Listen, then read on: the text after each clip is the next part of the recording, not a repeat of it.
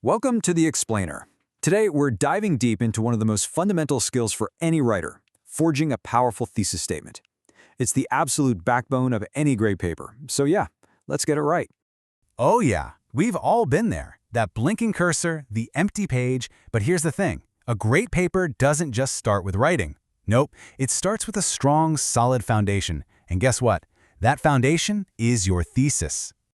All right, so here's our game plan. We're going to cover what a thesis actually is, how to start with a question, watch an idea get turned into a real argument, learn to spot the strong from the weak, and then wrap it all up with the big takeaway. Okay, first things first. Before we can even think about building one, we've got to know exactly what a thesis statement is, and maybe even more importantly, what it actually does for your writing. You can think of it like a mission statement for your paper. It's basically the promise you make to your reader, you know? You're telling them, hey, this is the exact point I'm going to argue and prove. It's your argument's North Star, always keeping you pointed in the right direction. But here's a key point. The thesis isn't just for your reader. It's an absolutely critical tool for you.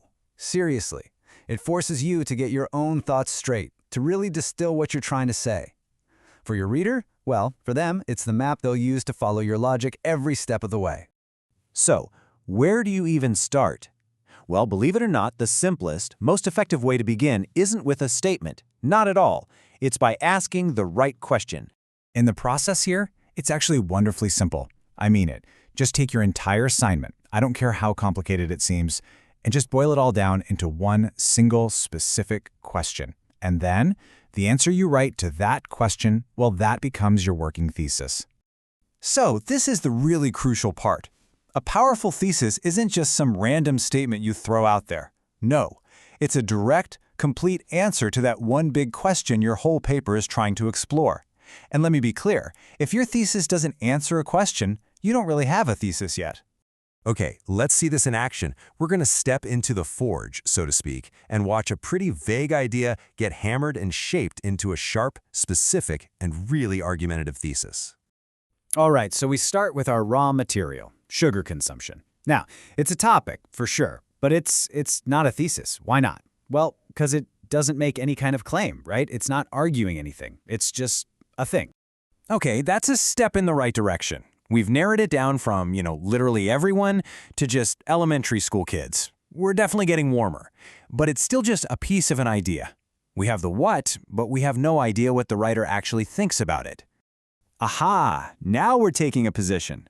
The writer is saying more attention should be paid. But hold on, what does that even mean? More attention? It's just so weak and vague. You can't really build a strong paper on that. And boom, here it is, a fully forged thesis. Look at it. It's assertive. It says schools should do this thing. It's super specific. We're talking about replacing soda with healthy stuff. And it gives us that all-important why with the because clause. That's a thesis you can write a paper on. Okay, so now that we've seen a good one, how can you be sure your thesis is ready for prime time? Let's do a little stress test. We'll put some examples head-to-head, weak versus strong, and see what holds up. First criterion, a strong thesis has to take a stand. I mean, look at the weak one. Some negative and positive aspects. That's just sitting on the fence. But the strong one, it makes a clear, decisive claim. This supplement is dangerous. There's no waffling, no ambiguity. Okay, next up, your thesis has to actually justify a discussion. The weak example, my family is an extended family. Okay, and? It's just a fact. But look at the strong one. It immediately grabs you because it challenges a common belief. It creates this tension that makes you think, okay, prove it. You want to keep reading. All right, number 3, one main idea.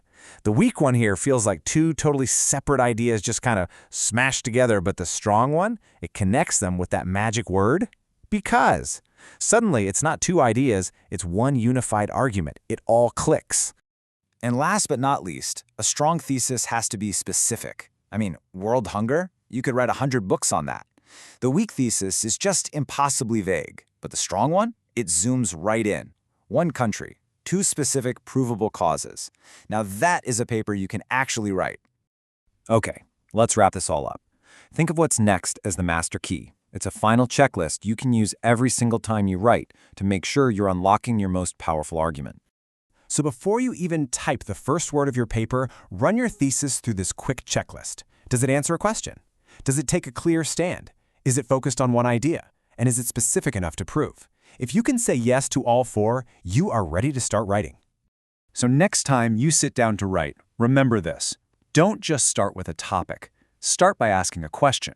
Because a great thesis is so much more than just a sentence. It's the engine that drives your entire argument. So go on, take a stand, forge that argument, and make it powerful.